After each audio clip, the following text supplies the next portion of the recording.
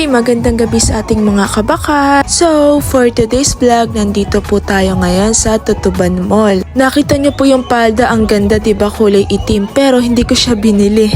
Kung makikita nyo po, sobrang dami na po ng tao kasi pumasok na po ang December at marami po talagang namimili rito.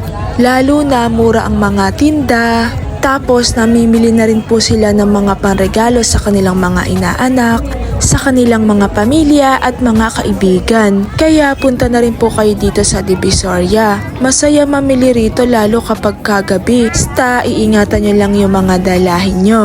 At napakadami talagang mga sapatos dito, sobrang mura lang.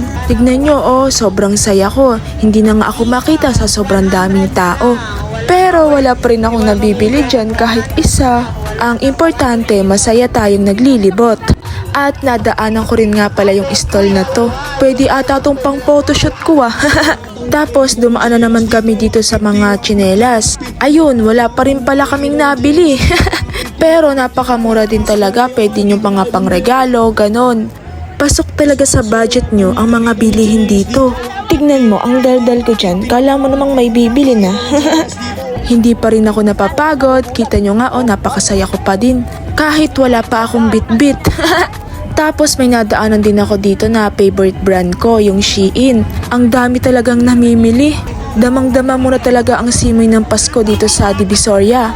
Kung makikita nyo nga, full energy pa rin ako. Tapos ito may nadaanan na naman kaming mga dress, ayan. Basta mga kumikinang ang gaganda eh. Ayan, medyo napagod na nga ako, nabili tuloy ako ng tubig. Nauhaw ako kalalakad eh. Ayan nga po, napakadaming tao at sobrang busy sila sa pamimili. Kaya wag po kayong matatakot na pumunta dito. Yun lang po, maraming salamat sa panonood ng ating mini vlog. See you on our next video. I love you!